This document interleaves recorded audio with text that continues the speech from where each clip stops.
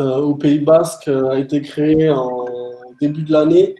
Donc là, on est en avril, donc c'est le troisième meet-up. Et on échange autour des sujets du design, design et développement, autour des produits digitaux.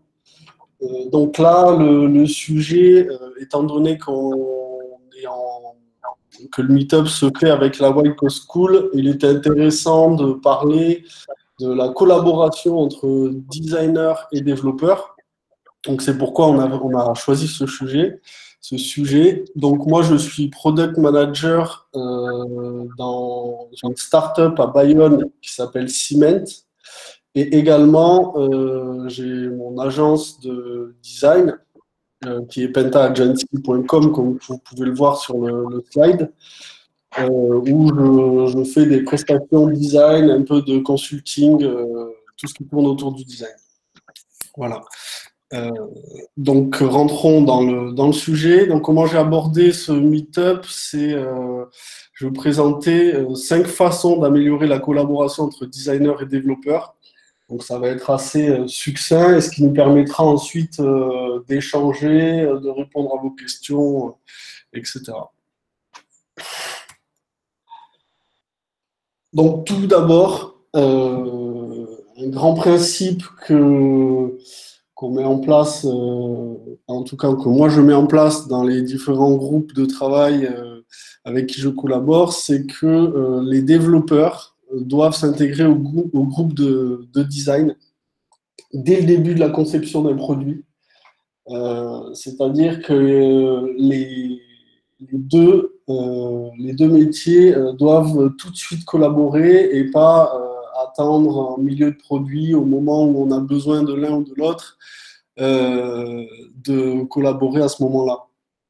Donc ça, c'est le principe fondamental pour une bonne collaboration, c'est de démarrer la conception d'un produit dès le départ.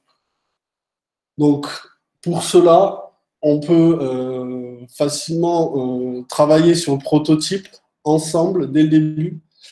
Pourquoi faire travailler les designers et les développeurs dès le début sur le prototype? C'est parce que les questions des développeurs vont être pertinentes pour faire de bons prototypes et pour réaliser, pour ne pas se tromper en termes techniques.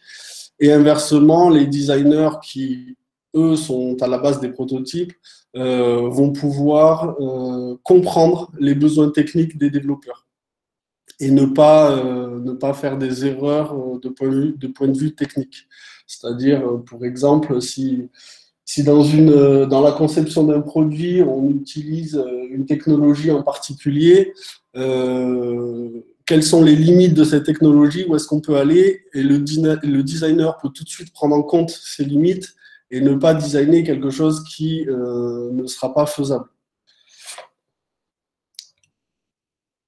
Donc, les designers et développeurs doivent travailler ensemble dès le départ en utilisant des outils communs.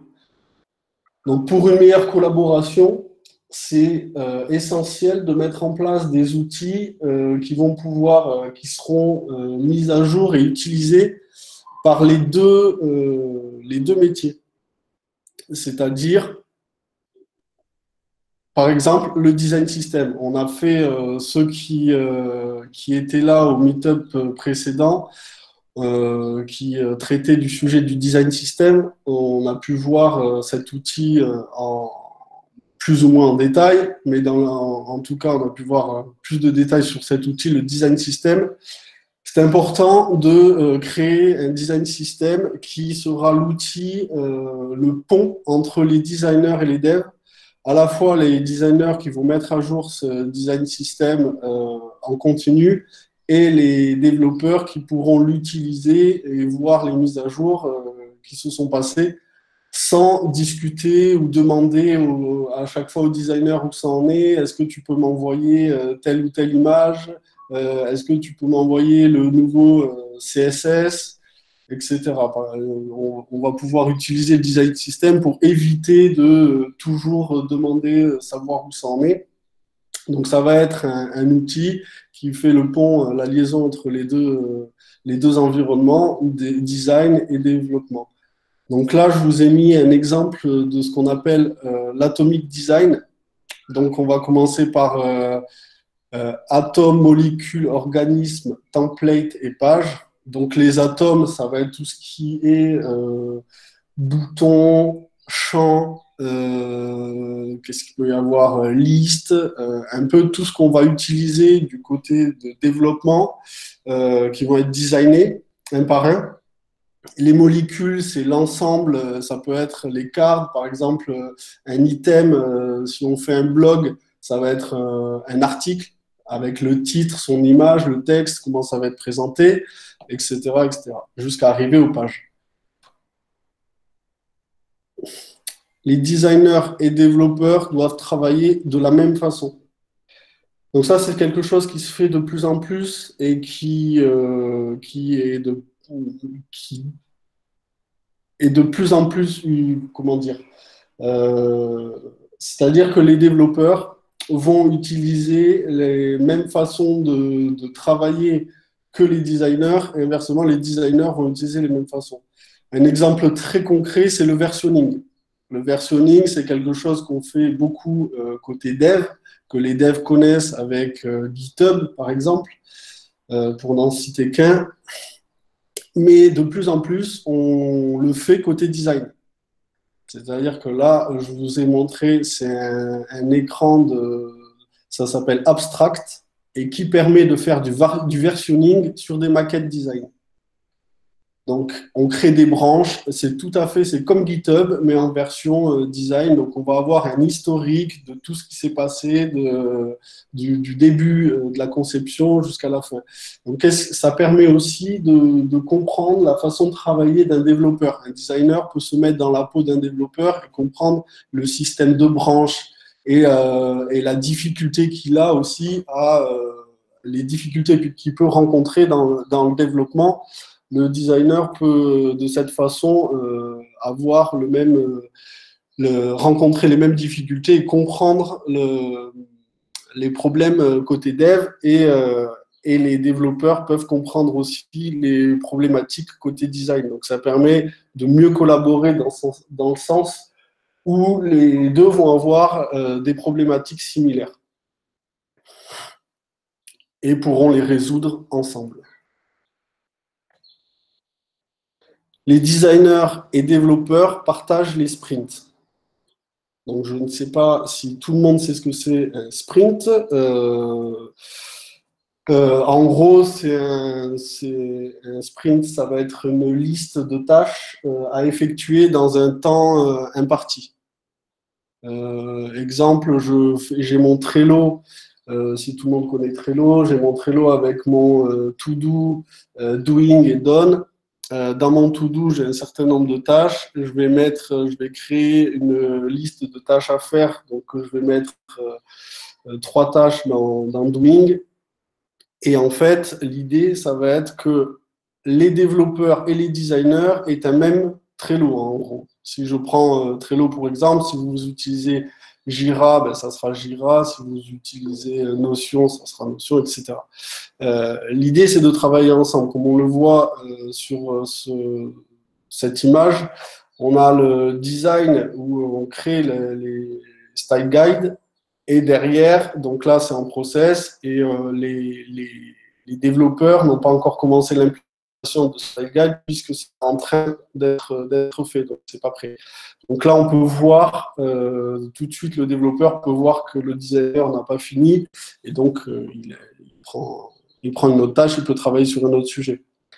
Donc là, ça permet aussi une meilleure collaboration puisque les deux métiers vont se croiser et travaillent sur les mêmes sprints. Donc là, ils vont pouvoir discuter directement dans le sprint, échanger, partager un maximum d'informations et non pas 2 sprints qui sont différents et du coup, les deux ne peuvent pas se croiser et donc il n'y a pas d'interaction directe dans le sprint.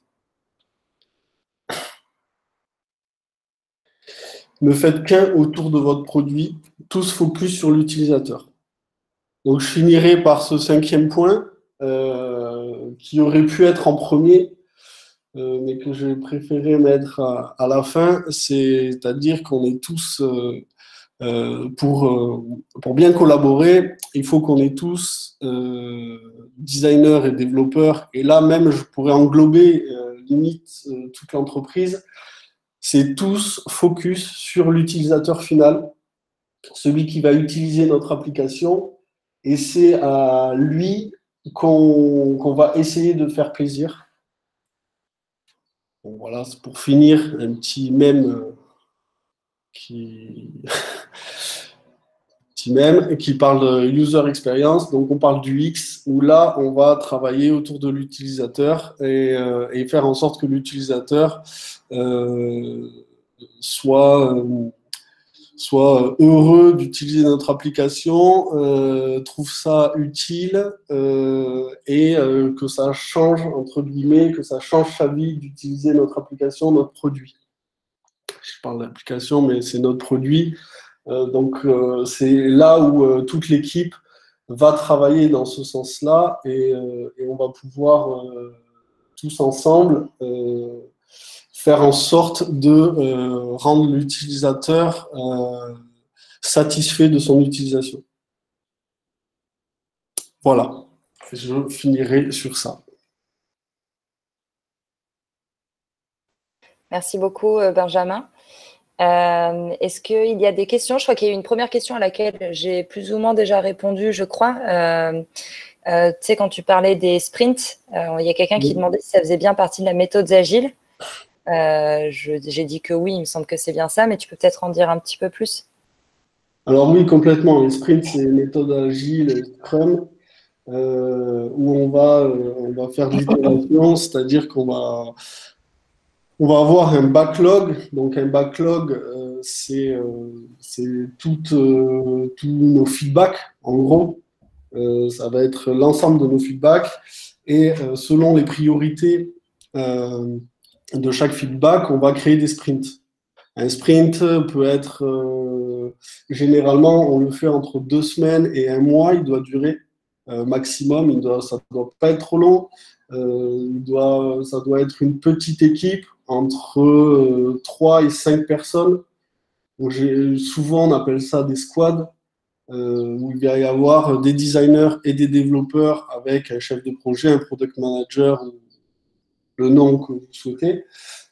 Et là, on va travailler sur un sprint qui va être la création, soit la création d'une nouvelle fonctionnalité, soit ça peut être aussi des fixes de bugs. Ça peut être toutes sortes de choses autour du produit qui demandent des designers et des développeurs. Super, merci. Alors, tu avais une autre question, mais à laquelle on a déjà répondu, qui était, pourriez-vous redonner... non. Est-ce que tu pourrais redonner le nom de l'application de versionning et quelqu'un a répondu, c'est Abstract, c'est bien ça? Oui. Version designer, voilà. Et donc ça a été répondu. Et est-ce que tu peux redonner l'intitulé de la deuxième règle d'or? Elle est passée un peu trop vite pour Jules. Pas de problème. Règle d'or. Les designers et développeurs travaillent de la même façon. Donc là, ça reprend, c'est design system. Il y a le prototyping et le design system. Alors, design system, oui, on en a fait tout un meet-up, c'était le dernier meet-up. Donc là, c'est un outil. Bon, c'est les designers qui font le design system, c'est que les designers, mais c'est un outil pour les développeurs. Donc, c'est les designers qui le font pour les développeurs. En gros, si je peux résumer, parce que là, j'imagine, il y a plus de développeurs que de designers. Donc, c'est une librairie de design.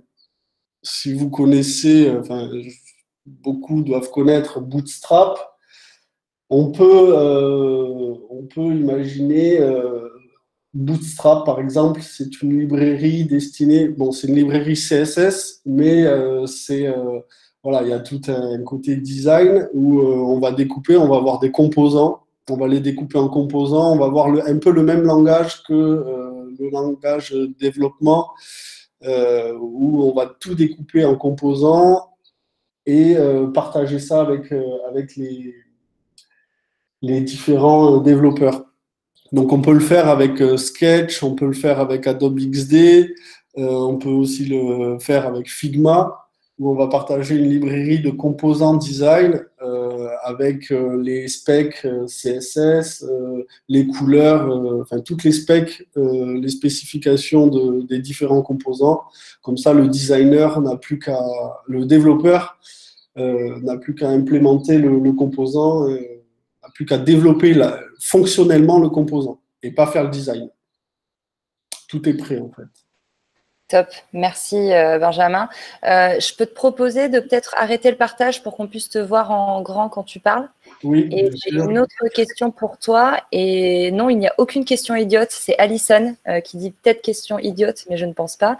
Elle demande, est-ce que ces méthodes sont aussi compatibles pour un workflow avec un UI et UX designer? Bien sûr. C'est-à-dire que est-ce qu'il y a un développement, enfin, la question c'est seulement entre designers, il n'y a aucun développeur?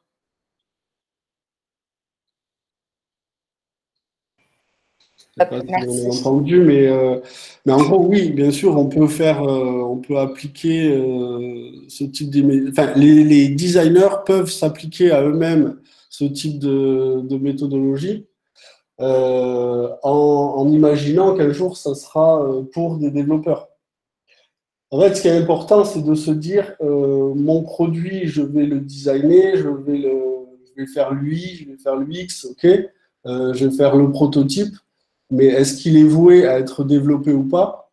S'il n'est pas voué à être développé, et que c'est juste pour entre guillemets, s'entraîner ou faire ça seul, on peut s'entraîner à faire des design systems, à travailler. Je vous conseille d'aller vous renseigner sur l'atomic design, c'est super intéressant et c'est ce que c'est ce qu'essayent de faire en tout cas la plupart des entreprises et des designers de maintenant, se pencher un peu sur ça, parce que ça facilite le travail pour tout le monde, hein. Ça permet d'aller beaucoup plus vite, et c'est surtout pour des mises à jour. Faire les mises à jour, ça va beaucoup plus vite. On n'a pas besoin de tout refaire. Mais oui, on peut s'appliquer ces règles en tant que designer sans avoir de développeur derrière. Et puis si un jour le projet devient concret, là, le designer va être ravi d'avoir tout ça de près. Super, merci. S'il y a d'autres questions, vous pouvez aussi désactiver vos micros pour les poser en direct. C'est un moment d'échange. Est-ce que tu veux peut-être rajouter quelque chose, Benjamin?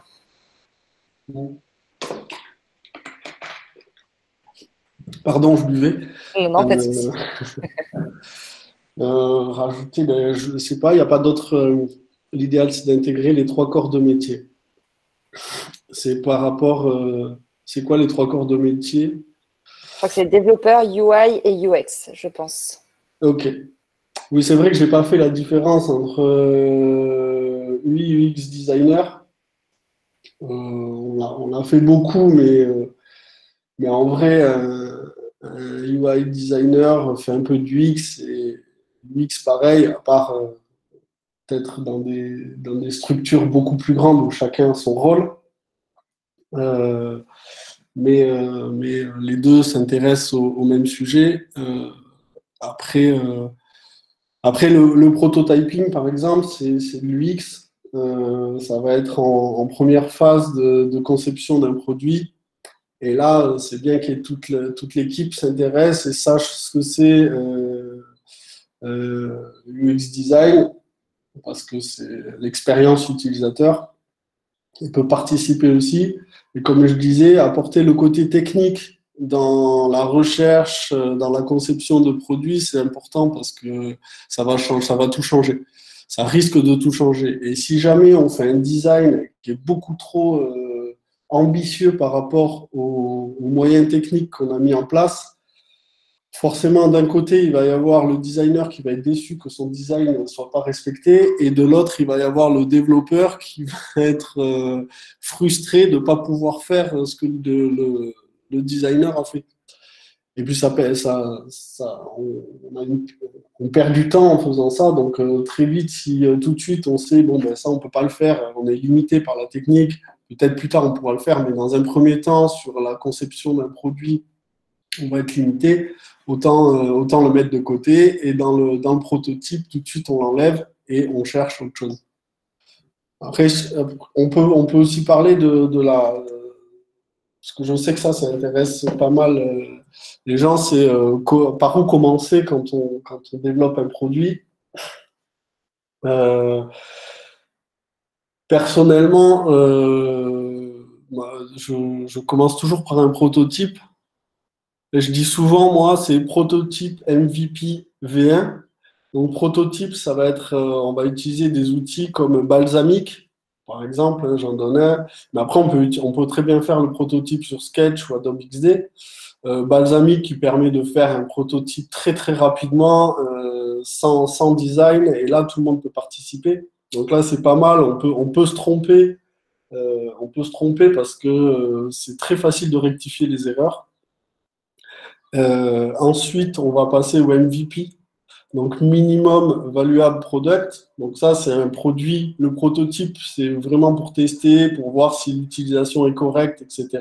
Ensuite, le MVP nous permet on peut se dire que le produit peut aller sur le marché et être testé en réel. Et ensuite, une version 1, où là, ça va être, comme on a testé notre MVP sur le marché, on va avoir des retours d'utilisateurs, de vrais utilisateurs.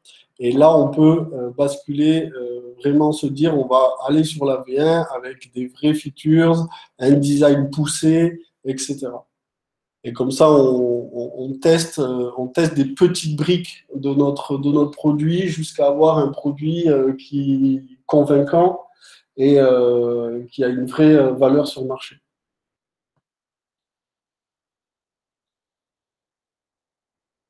Est-ce qu'il y a des questions peut-être? Moi, je vais t'en poser une du coup en attendant. Toi, tu l'appliques tout le temps, cette façon de travailler? Parce que je sais que tu travailles avec des développeurs beaucoup. Oui. Quelle est ta position? Est-ce que tu trouves que c'est facile à mettre en place? Est-ce que c'est toujours accepté par les deux équipes? Comment ça fonctionne dans la réalité? Alors, dans la réalité, alors ça dépend le type d'entreprise. Quand j'ai rejoint Cement, ça a été une start-up.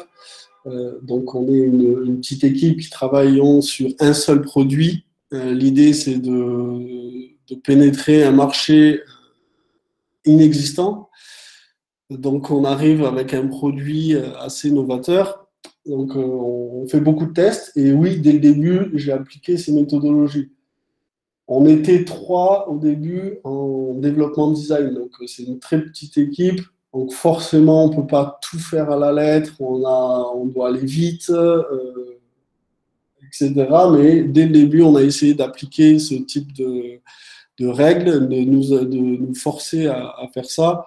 Et aujourd'hui, l'équipe s'est agrandie, on est une dizaine, et le dev et le design travaillent vraiment bien ensemble. Bon, il y a toujours des points d'amélioration, je ne dis pas que c'est parfait, mais vraiment, voilà, les devs sont contents de travailler sur le produit avance. Dans le design, c'est pareil. Donc, on avance tous en bonne collaboration. Maintenant, en freelance, c'est différent. Parce que là, on a affaire à un client qui, lui, n'a pas forcément la vision dev ni design, euh, et qui a une idée en tête, qui connaît bien son marché, qui connaît bien son métier, qui sait où il va. Mais en termes de design, de technique, de dev et tout ça, il est un peu... il fait appel à nous parce que c'est le point qu'il connaît le moins. Donc, c'est plus compliqué effectivement de lui faire aborder ces thèmes-là, mais en même temps, on n'a pas forcément besoin de le faire, de rentrer dans les détails de la façon dont on va travailler le produit. Lui, ce qui l'intéresse, c'est d'avoir un produit compétitif, un produit qui le satisfait déjà lui. Donc l'idée, c'est de... Nous, comment on fait vu que tu connais Mika et que je travaille avec Mika sur d'autres projets, ce qu'on fait, c'est qu'on essaye de poser dès le début un maximum de questions. Bien sûr, le client arrive avec énormément d'ambition, énormément de demandes, il veut beaucoup de fonctionnalités. Donc nous, ce qu'on essaye de faire, c'est de commencer par un prototype en réduisant le champ des possibles et en disant on va peut-être se focus sur une, deux, voire vraiment maximum trois fonctionnalités phares sur lesquelles tu vas pouvoir faire du user testing, enfin, tester quelques utilisateurs, et comme je dis, faire du prototype et tout ça, jusqu'à arriver à un produit qui peut rentrer sur le marché, même si le design n'est pas parfait, même s'il n'y a pas toutes les fonctionnalités souhaitées dès le début. On peut réduire le budget en arrivant avec un prototype jusqu'au MVP et rentrer sur le marché. Et ensuite, avec le budget que tu as économisé, là, on va avoir un produit sur lequel on est assez serein pour aller plus loin. On connaît les fonctionnalités qui marchent et sur lesquelles on peut accentuer le développement et le design. Et les autres fonctionnalités qui ont moins bien marché, qui sont moins pertinentes, là, on fait le choix soit de les enlever, soit de les retravailler. Mais on essaye toujours d'aller petit à petit, en fait, pour pas se confronter à quelque chose. Oui, tout est faisable, on va tout faire, ça va aller, hop, et finalement, la masse de travail, est trop grande. On n'a pas fait, vu que c'est un nouveau produit, on n'a pas fait assez de tests et ça rentre sur le marché un peu à l'aveugle et ça part un peu dans tous les sens. Et là, souvent, on arrive face à des incertitudes, on ne sait plus sur quel point se focaliser. Donc, c'est surtout ça, éviter ce genre de problématiques. Mais oui, en termes de design et dev, on essaye toujours de réfléchir dans ce sens-là. Donc, on va commencer par utiliser des librairies qui sont déjà préconçues. Je parlais de Bootstrap, mais il y en a plein d'autres en design.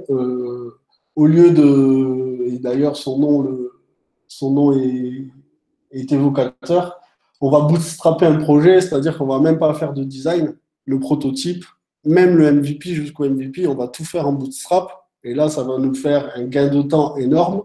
Alors certes, le design n'est pas à son maximum, mais ça permet d'utiliser l'outil, de le sortir, de le tester. Et ensuite, une fois qu'on a ça, on va pouvoir aller plus loin. Voilà. Et en termes de budget, on va économiser aussi. Donc c'est après quand on est face à un client, voilà, il y a des contraintes budgétaires, il y a des contraintes de temps, il y a des contraintes de marché, il y a plusieurs choses. Donc ça dépend.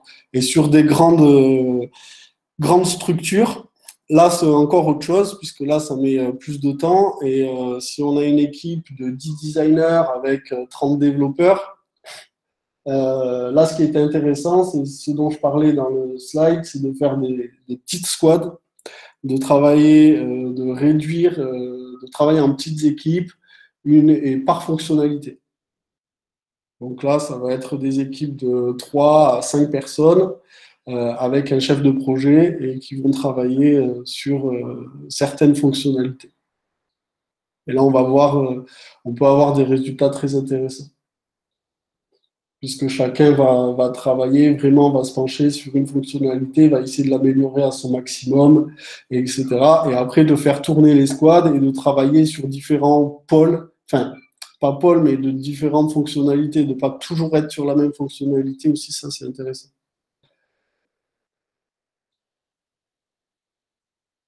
Voilà. Ah, tu as une question dans le chat. Est-ce que les clients sont assez sensibilisés à ce qu'est l'UX design?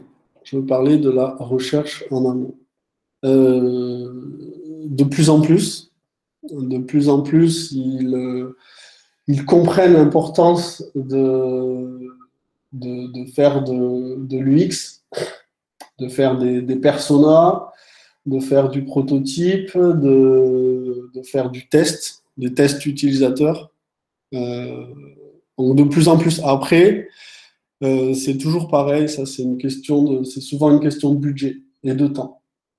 Faire des tests utilisateurs, alors il y a plusieurs façons de faire des tests utilisateurs. Ça peut être en direct, mais là il faut un panel d'utilisateurs assez conséquent pour avoir des. En conséquent, je dis entre 10 et 20 personnes, ça suffit pour avoir des résultats intéressants, pertinents.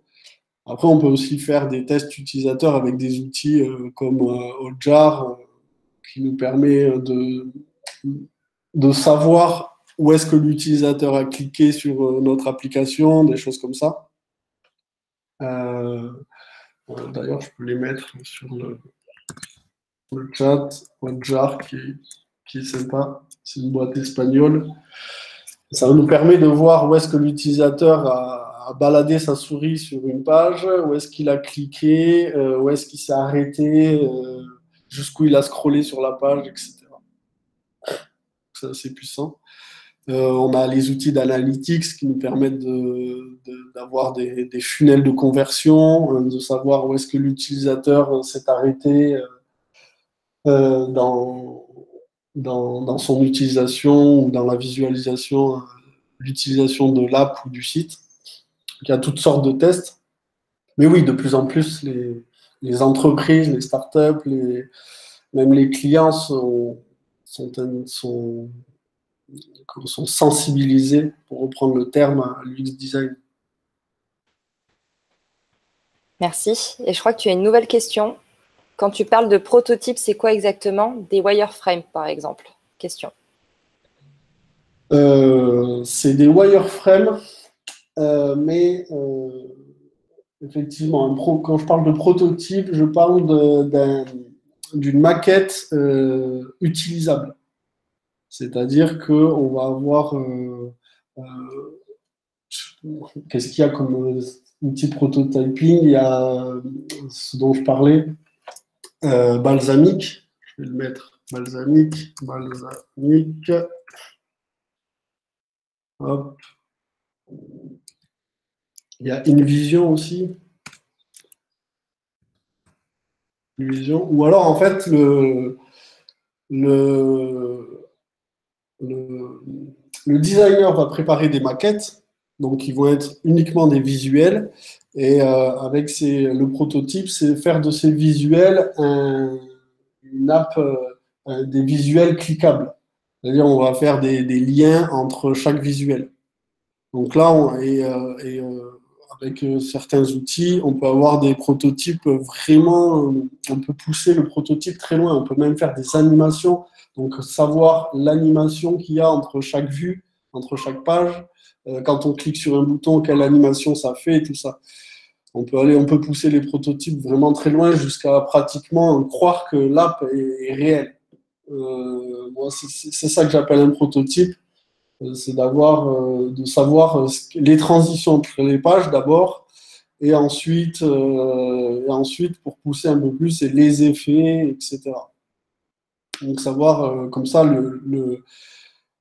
le designer, lui, le développeur, lui, il va tester le prototype, il va cliquer dedans, il va, ok, d'accord, ça fait ça, ça, ça. Donc lui, tout de suite, il va avoir dans sa tête les visions des tables qu'il va devoir mettre en place, des contrôleurs. Il va pouvoir avoir dans sa tête se créer son API juste avec un design.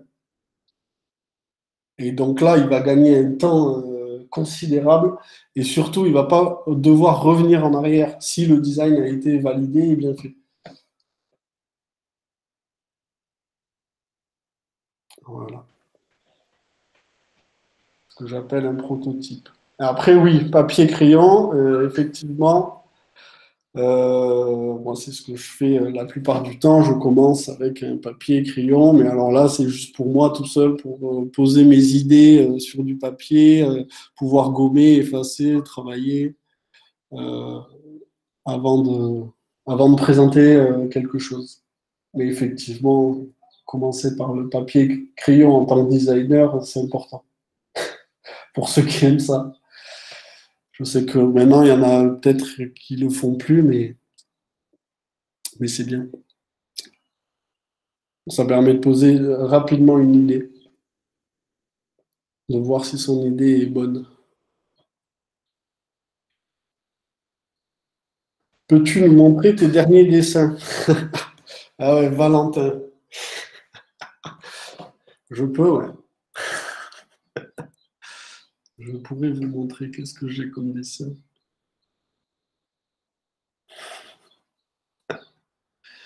Je crois que tu as tes collègues qui sont venus semer la zizanie.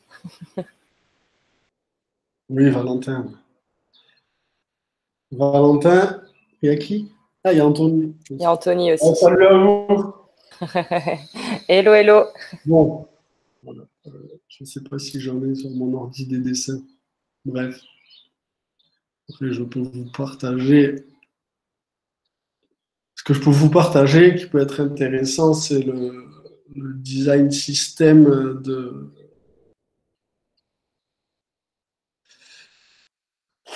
de Cement, si ça vous intéresse. Et tu as une nouvelle question après, après avoir montré ton dessin. Petite curiosité, quel est ton process de créa? Compréhension du besoin plus analyse des users, veille, brainstorming avec les équipes dev, maquettage, etc. ou autre. Alors, dans la boîte avec Siemens, le process, nous, on a mis en place, enfin, on a mis en place, on utilise les principes du design thinking. Donc, c'est un principe d'itération où je vais tout de suite vous montrer avec un visuel à quoi ça correspond. Donc,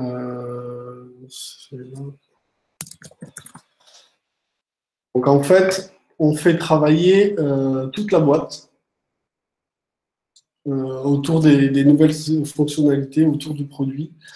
Donc, on va avoir un design thinking. Hop.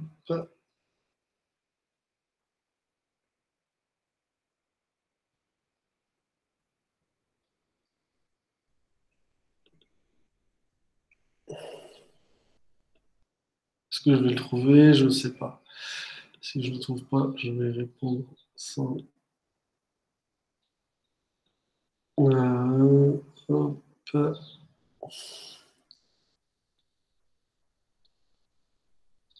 Voilà, je vais l'avoir là.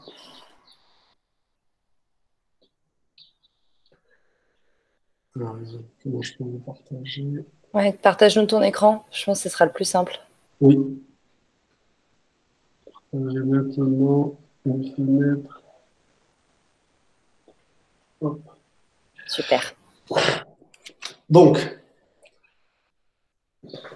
empathie, définition, produit, idéalisé, développé.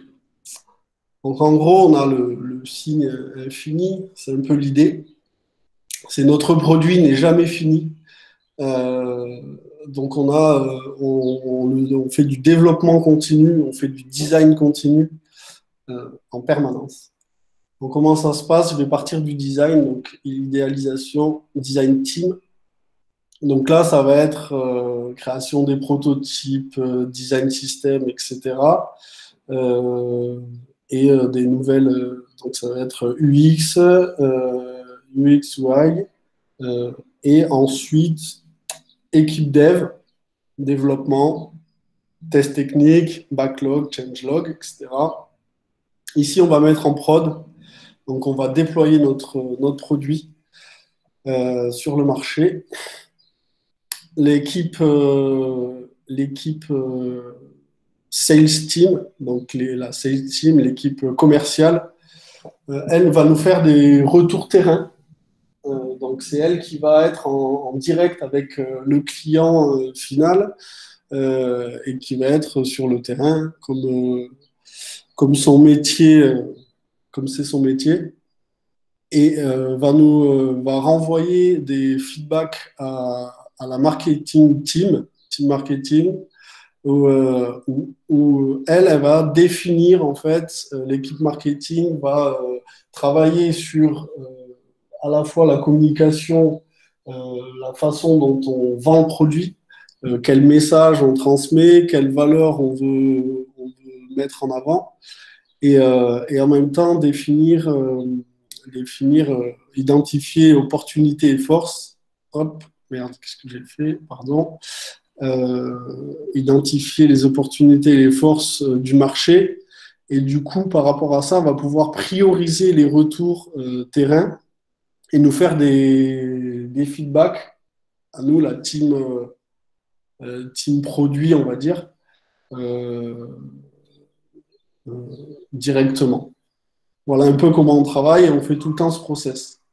Donc en gros, on récolte les feedbacks de l'équipe marketing et commerciale qui, eux, sont en direct avec le client. Et nous, on essaye de retranscrire ces demandes, ces feedbacks d'un point de vue technique.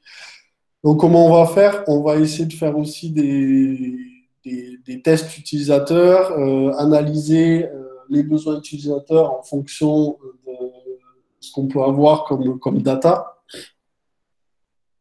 et puis développer, prototyper certaines fonctionnalités, voir s'il y a un besoin, etc.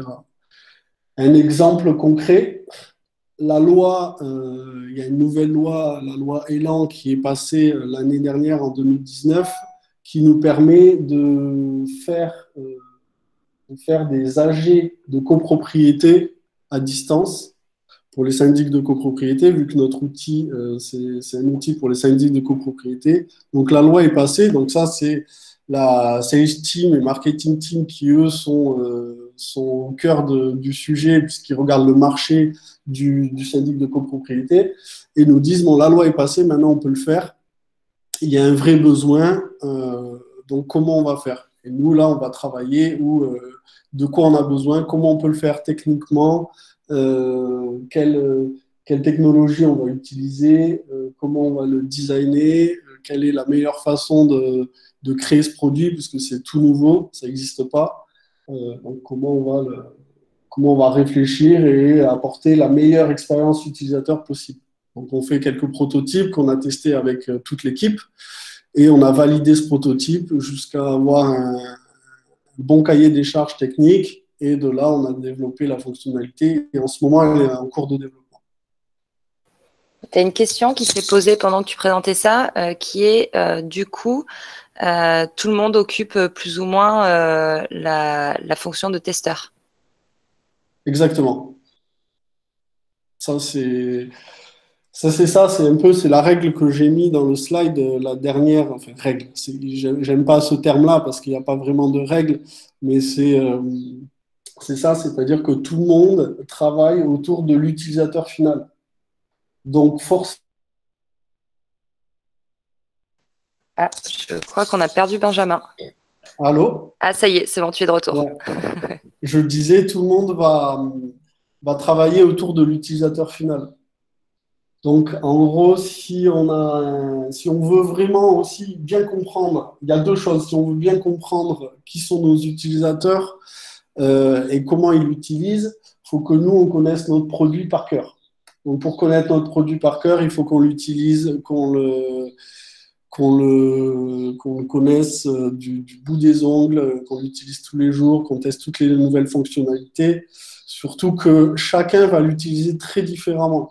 C'est-à-dire que l'équipe design va avoir son point de vue design où elle va regarder chaque pixel, est-ce que la couleur elle correspond, nana, le bouton il est décalé, donc elle va vraiment avoir cette vision-là. L'équipe dev, elle, ça va être du technique. Donc, est-ce que ça fonctionne? Est-ce que c'est performant? Est-ce que ça lag pas? Est-ce que ces types de questions, donc c'est plutôt ce genre de tests qu'ils font. Et l'équipe commerciale, elle va tester avec le client en direct. Donc, par exemple, si elle fait une démo, donc à ce moment-là, elle va se retrouver face à une question devant un client. Ah oui, comment on fait ça? Je ne sais pas, attendez, je ne sais pas s'il y a cette fonctionnalité. Ah, elle n'existe pas. Et c'est là, à ce moment, qu'on a des retours. Donc en fait, si tout le monde travaille pour le bien du produit, autour du produit, et pour que le produit soit le plus ergonomique, le plus facilement utilisable, et qu'on ait, en gros, on cherche du feedback positif et au final, de la vente. Top, merci. Et tu as une autre question. Alors, tu as deux autres questions. Première question, dans le schéma, quelle différence fais-tu entre dev front et dev back? Dev front et dev back. Alors, dev front, il va travailler, lui, ça va être plutôt tout l'aspect visuel. Donc, tout ce qui va être visible par l'utilisateur, c'est le dev front, c'est lui qui va retranscrire le design des designers. C'est-à-dire qu'il va faire le CSS, qui va faire le JavaScript pour parler langage de termes techniques, HTML, CSS, JavaScript, même un peu de PHP, côté front si on utilise du PHP. Le dev back, lui, va travailler sur tout l'aspect API. Donc tout ce qui est invisible par l'utilisateur. Je ne sais pas si c'est ça la question, mais tout ce qui est invisible de l'utilisateur. Donc tout ce qui est caché côté API, routing, qu'est-ce qu'il peut y avoir encore? Tous les scripts, tout ce qui est ce type de choses. Donc le côté un peu plus, on va rentrer vraiment dans le technique, les serveurs, la performance. Mais après, le front aussi s'occupe de ça. Donc les deux dev et front, dev back et dev front travaillent tout le temps ensemble, hein, de toute façon. Des fois même, c'est un seul dev qui peut faire les deux sur des plus petites structures. Mais voilà, moi c'est ça, dev front et dev back. Super, merci. Et du coup, je tourne en question ce qu'a répondu Sylvie. C'est elle qui avait posé la question sur le fait que tout le monde occupe au final la fonction de testeur. En fait, sa question n'était pas anodine, comme elle dit. C'est que la Well Code School propose la formation de développeur et la formation de testeur. Et du coup, elle en vient à la conclusion qu'il vaut peut-être mieux être développeur sur ce genre de projet. Je suppose que c'était peut-être ça qu'elle voulait dire. Qu'est-ce que tu en penses, toi? Pour pouvoir faire un petit peu tout, si au final, tu es quand même testeur. Vous faites une formation qui est... Ouais, alors, on la propose à Bordeaux pour l'instant, on l'a pas encore faite D'accord. sur Biarritz, mais oui, on propose la formation de testeur. Voilà. Oui, Donc au choix, elle, pour son choix, vers quoi est-ce qu'elle devrait se tourner du coup plutôt? ah ben, je ne sais pas si je peux répondre parce que je ne sais pas ce qu'elle aime. C'est quand même c'est deux choses différentes. Même si ça se rejoint, même si les testeurs travaillent avec les développeurs. Euh, Nous, chez nous, c'est les développeurs qui font les tests. Et en tout cas, les tests techniques, les tests unitaires, c'est eux qui les créent, c'est eux qui les développent. Euh, les tests fonctionnels. Maintenant, je sais que, enfin, il y a beaucoup de structures où il y a des testeurs qui font le fonctionnel, qui font l'unitaire. C'est vrai qu'écrire des tests, ça prend du temps, c'est un métier. Et, euh, et, euh, et ça, c'est selon ce qu'on aime, en fait. Disons que si on sépare vraiment les deux et que le développeur fait zéro test, déjà, de mon point de vue, ça me paraît un peu bizarre parce que souvent les développeurs commencent, peuvent commencer par des tests. Ils peuvent écrire leur dev avant de vraiment tout développer, ils écrivent des tests pour voir si ça passe, pour voir si tout se passe bien. Ensuite, on peut faire effectivement que testeur sur du fonctionnel, c'est-à-dire qu'on va tester l'app et on va rédiger des tests fonctionnels. On va dire quand je clique ici, ça doit faire ça, là ça fait ça, donc c'est pas bon, etc. On va rédiger un certain nombre de tests, il y a des outils pour ça. Euh, Développeur, lui, va plus créer, comme son nom l'indique, développer l'outil qui a été en amont designé normalement, qui a été en tout cas prototypé par des designers. Lui, il va le créer, quoi, faire en sorte que cet outil soit vivant. Donc, c'est deux choses différentes. Après, dans le métier de développeur, on apprend aussi, j'imagine, même à la Wild Code School, vous apprenez aussi à faire quand même un petit peu quelques tests au moins la base. Je confirme. Voilà. C'est important. Donc, si je ne saurais pas répondre à la question de quoi choisir, mais ça, c'est en fonction de son envie. Après, le métier de testeur est plus, comment dire, est plus rare. C'est dans des très grosses structures qu'on a besoin de testeurs qui vont faire que ça. J'en avais rencontré un sur le Pays Basque qui faisait ça en freelance avec des boîtes à Paris, mais c'est le seul que j'ai rencontré. C'est demandé et c'est un beau métier également, ça c'est sûr. Ouais. Merci beaucoup, Benjamin. Est-ce qu'il y a de nouvelles questions? Je vois qu'il y en a certains qui ont dû nous quitter, malheureusement. En tout cas, tu as eu des remerciements de la part de tout le monde, Benjamin. Ben, merci à vous d'avoir participé. Vous étiez nombreux. Et puis pour ceux qui sont au Pays Basque, il va y avoir d'autres meet-up. Donc là, on est en confinement, donc je ne vais pas en relancer avant que ça soit fini. Mais il y a le meet-up design, je permets de faire ma pub. Vas-y, je t'en prie. Je vous donne le lien si ça vous intéresse. Hop là. Normalement, j'en fais un tous les mois. Bon, là, on verra. On va attendre que le confinement ce soit fini et puis on retournera se confiner en meet-up. Ouais, et puis on fera des meet-up et on fera il y a différents sujets. Donc là, on a abordé déjà le design system. Là, c'est collaboration entre dev et designer. Il y a pas mal d'autres sujets. Il y a le sujet de l'atomic design. Ça, il y a eu des demandes sur ça, donc on verra. Il va y avoir un meet-up UX qui sera vraiment porté sur l'UX. On ne parlera que de ça, où il y aura des invités. Parlons de ça. Pigui, je ne sais pas si vous connaissez, mais on travaillera, ils viendront, on organisera un meet-up avec l'agence Pigui de Biarritz, Yes.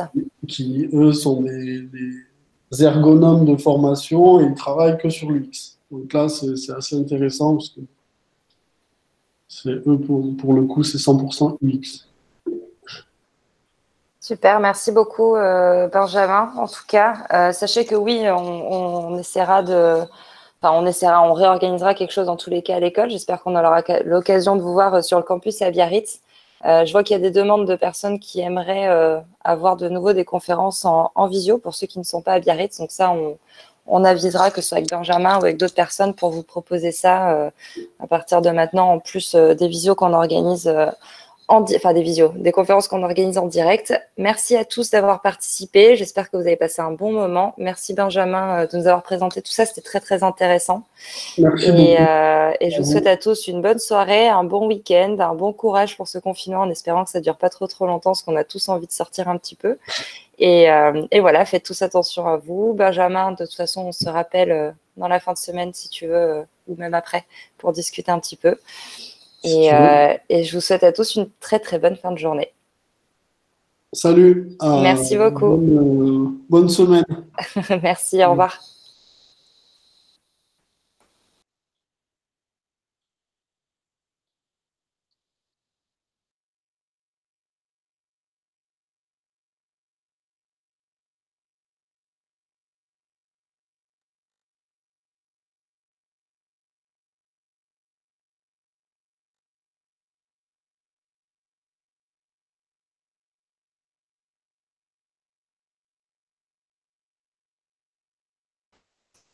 Cédric, tu restes avec moi pour discuter ou non. Bonne soirée tout le monde.